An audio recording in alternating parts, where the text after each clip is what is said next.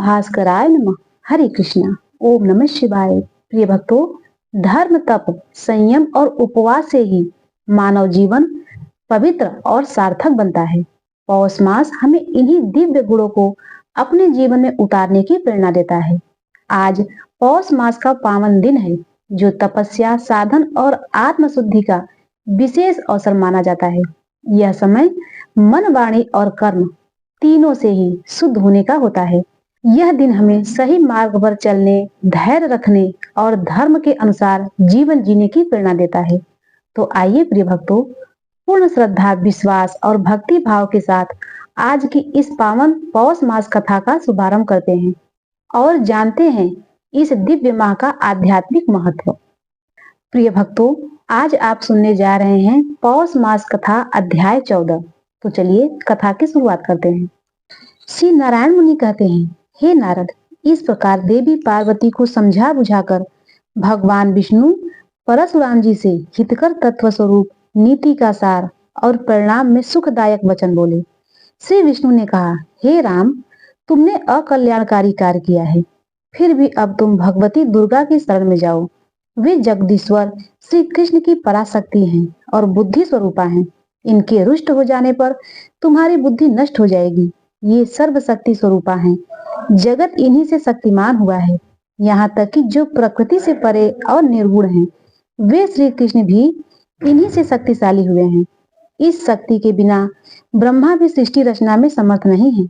नारद, ऐसा कहकर भगवान विष्णु शीघ्र बैकुंठ लोक को चले गए। श्री हरि के चले जाने पर परशुराम जी श्री हरि का स्मरण करके विष्णु प्रदत्त स्त्रोत द्वारा देवी दुर्गा की स्तुति करने को तत्पर हुए। उन्होंने गंगा जी के शुभ जल में स्नान करके धुले हुए वस्त्र धारण किए, अंजलि बांधकर गुरु को प्रणाम किया और दुर्गा जी को सिर झुकाकर नमस्कार किया। उस समय भक्ति के कारण उनके कंधे झुक गए थे और आंखों में आनंद के आंसू थे। परशुराम जी ने कहा, प्राचीन काल की बात है, गोलोक में जब श्री कृष्ण रचना के लिए उद्यत हुए थे, उसी समय उनके शरीर से आपका प्राकट्य हुआ था। आपकी कांति करोड़ों सूर्य के समान थी। आप ही शिव जी के समीप शिवा, नारायण के निकट लक्ष्मी और ब्रह्मा जी की प्रिया सावित्री और सरस्वती जी हो। जो सारे स्वर श्री कृष्ण की परमानंद स्वरूपिणी राधा हो। सारी नारियां आपकी विद्या स्वरूपा हैं। हे अंबिके, सूर्य की पत्नी छाया, चंद्रमा की रोहिणी, इंद्र की सची, कामदेव की रति, वरुण की वरुणानी, अग्नि की स्वाहा, कुबेर की सुंदरी, भार्या, यम की सुशीला, मनु की शतरूपा, वशिष्ठ की अरुंधति और गंगा तुलसी, ये सभी आपकी ही कला से उत्पन्न हुई हैं। आप सत्पुरुषों के लिए सत्व स्वरूप और दुष्टों के लिए कला की अंकुर हो। आप ही सूर्य में प्रभा, अग्नि में दाहिका शक्ति और चंद्रमा से शोभा हो। हे जगत जननी, रक्षा करो, मेरे अपराध को क्षमा कर दो। भला कहीं बच्चे के अपराध करने से माता क्रोधित होती है क्या? ऐसा कहकर परशुराम जी रोने लगे। तब देवी प्रसन्न हो गई और उन्हें अभय का वरदान देते हुए बोली, हे वत्स, तुम अमर हो जाओ। श्री कृष्ण और शिव ने तुम्हारी सुदृष्ट भक्ति बनी रहे। ऐसा कहकर देवी अंतपुर में चली गई। जो मनुष्य इस स्तोत्र का पाठ करता है, वह अभिष्ट वस्तु प्राप्त कर लेता है। जिसे सांप से डसा हो, जो शत्रु के चंगुल में हो या कारागार में हो, वह इस स्तोत्र के स्मरण मात्र से मुक्त हो जाता है।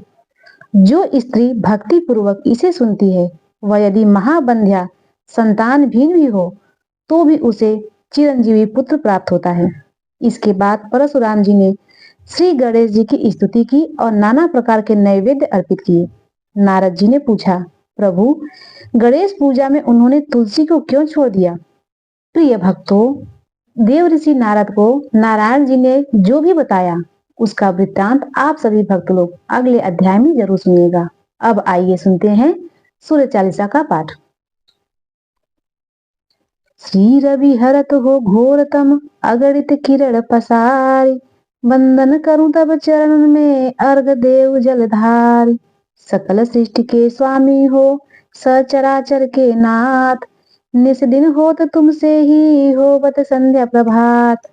जय भगवान सूर्य तमहारी, जय खगेश दिनकर शुभकारी, तुम हो सृष्टि के नेत्र स्वरूपा, त्रिगुणधारी त्रैवेद्य स्वरूपा। तुम ही कर्ता पालक संहारक, भुवन चतुर्दश के संचालक।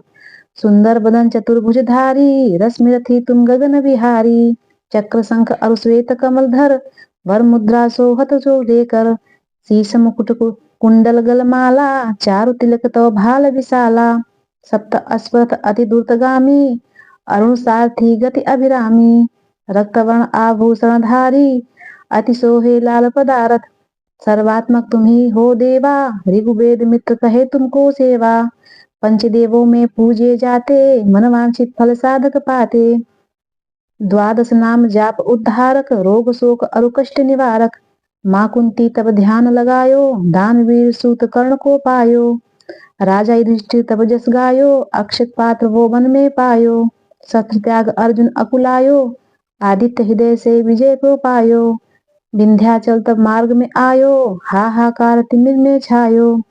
मुनि अगस्त गिरि गर्भ मिटायो, निज तब बल से विंध्य निवायो। मुनि अगस्त तब महिमा गाई, सुमिरन भय विजय रघुराई। तोहि बहुसत मधुर फल जाना, मुख में लीनो तोहि हनुमाना। तब नंदन संदेव कहावे, पवन के सुत सनि पीर मिटावे। यज्ञ व्रत स्तुति तुम्हारी कीनी, भेंट शुक्ल यदुर्बुद्धि की दीन्ही। सूर्यमुखी रीता तब रूपा, कृष्ण सुदर्शन भानु स्वरूपा। नमन तोहे ओंकार स्वरूपा, नमन आत्म और काल स्वरूपा। दिग दिगंत तब तेज प्रकाशा, उज्ज्वल रूप तुम्ही आकाशा। 10 दिग्पाल करत तो सुमिरन, अंजलि नित्य करत है अर्पण। त्रिभिताप हरता तुम भगवन, ज्ञान ज्योति करता तुम भगवन। सफल बनावे तब आराधन, गायत्री तब सरल है साधन। भानु सप्तमी मंगलकारी, दाहिनी दोष दोषनहारी। रविवासर जो तुमको ध्यावे, पुत्र आदि सुख वैभव पावे। पाप रूपी पर्वत के विनाशी, वज्र रूप तुम ही औपजासी। राहु आन तब ग्रास बनायो, घन सोरता को लग जायो। धर्म दान तब करते साधक, मिलते कष्ट सकल ही बाधक। भक्त जनन पर कृपा कीजय, दीर्घ आयु बल बुद्धि दीजय। सूर्य उपासना नित दिन ध्यावे, कुष्ठ रोग से मुक्ति पावे। दक्षिण दिशा तोरी गति जावे, दक्षिणायन वो ही कहलावे। उत्तर मार्ग भी तोरे रथ होवे, उत्तरायण तब वो कहलावे। मन वचन कर्म हो पावन, संयम करता बलित आराधन। प्रिय भक्तों, अब आइए सुनते हैं सूर्य भगवान की आरती। ओम जय सूर्य भगवान, जय हो दिनकर भगवान। जगत के नेत्र स्वरूपा, तुम हो त्रिगुण स्वरूपा। धरत ही तब सब ध्यान, ओम जय सूर्य भगवान। ओम जय सूर्य भगवान, जय हो दिनकर भगवान।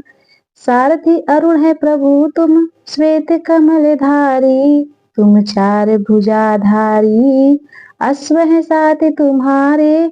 कोटि किरण पसारे, तुम हो देव महान। ओम जय सूर्य भगवान। उषा काल में जब तुम उदयाचल आते, सब तब दर्शन पाते, फैलाते उजियारा। जगता तब जग सारा, करे सब तब गुणगान। ओम जय सूर्य भगवान। संध्या में भुवनेश्वर अस्ताचल जाते, गोधन तब घर आते। गोधूलि बेला में हर घर आंगन में, हो तब महिमा गान। ओम जय सूर्य भगवान। ओम जय सूर्य भगवान, जय हो दिनकर भगवान। देव तनुज नर नारी, ऋषि मुनि वर भजते। आदित्य हृदय जपते, स्तोत्र ये मंगलकारी। इसकी है रचना न्यारी, दे नव जीवन ज्ञान। ओम जय सूर्य भगवान। तुम हो त्रिकाल रचयिता, तुम जग के आधार। महिमा तब अपरंपार, प्राणों का सिंचन करके भक्तों को अपने देते। बल बुद्धि और ज्ञान, ओम जय सूर्य भगवान। ओम जय सूर्य भगवान, जय हो दिनकर भगवान। भूचर जर खेचर, सबके हो प्राण तुम्ही। सब जीवों के प्राण तुम्ही, वेद पुराण बखाने। धर्म तुम्हें सभी माने, तुम ही सर्वशक्तिमान। ओम जय सूर्य भगवान। ओम जय सूर्य भगवान, जय हो दिन करे भगवान, पूजन करती दिशाएं, पूजे दस दिगपाल, तुम भुवनों के प्रतिपाल। ओम जय सूर्य भगवान, तुम शाश्वत अविनाशी, शुभकारी अंशुमान। ओम जय सूर्य भगवान, जय हो दिन करे भगवान, ओम जय सूर्य भगवान, जय हो दिन करे भगवान, तुम हो त्रिगुण रूप स्वरूपा, धरत तब ही सब ध्यान। ओम जय सूर्य भगवान, जय हो दिन करे भगवान। परशुराम जी का ये प्रसंग सुनने के बाद आप सभी को ये सब मालूम हो गया होगा कि क्रोध, अहंकार ये सब हमारे शत्रु हैं। ये हमें नहीं दिखाना चाहिए, क्रोध नहीं करना चाहिए, अहंकार नहीं दिखाना चाहिए। लेकिन फिर भी कितनी भी गलती करके यदि बच्चा अपनी माता से क्षमा मांगता है तो माँ उसे अवश्य ही क्षमा कर देती है, क्योंकि माँ तो ममतामयी होती है। वो अपने बच्चे की हर गलती को क्षमा कर देती है। जैसे परशुराम जी ने जब जगत जननी माँ जगदम्बा के चरणों में गिरकर उनसे क्षमा याचना किया तो देखिए माँ ने कैसे झट से क्षमा कर दिया। इसी तरह से हम भी यदि सच्चे मन से अपनी गलतियों की क्षमा माता से मांगेंगे तो माता उसे अवश्य ही क्षमा कर देती, क्योंकि माँ तो ममतामयी है। लेकिन इसका मतलब ये नहीं है कि आप बार बार गलतियां करते रहें। अपनी गलतियों से कुछ सीखिए। परशुराम जी के प्रसंग से आप ये सीख लीजिए कि यदि हम अपनी गलतियों को स्वीकार करते हैं और क्षमा याचना करते हैं तो माता रानी उसे जरूर ही क्षमा कर देती है। प्रिय भक्तों, परशुराम जी के प्रसंग से हमें यह सीख मिलती है कि अहंकार और क्रोध आने पर बुद्धि नष्ट हो जाती है, लेकिन जब हम अपनी गलती स्वीकार कर शक्ति यानी देवी दुर्गा के शरण को ग्रहण कर लेते हैं तो हमारा कल्याण निश्चय है। जैसे माता अपने बालक के अपराध क्षमा कर देती है, वैसे ही करुणापूर्ण भक्ति हमारे बड़े से बड़े दोष को मिटा देता है। तो प्रिय भक्तों, यदि हमारी कथाएं आपको पसंद आती हो तो हमारे वीडियो को लाइक और चैनल को सब्सक्राइब करना न भूलिएगा। मिलते हैं इसी तरह से ज्ञानवर्धक और व्रत कथाओं को लेकर अगले वीडियो में। तब तक के लिए राधे राधे। ओम नमः शिवाय।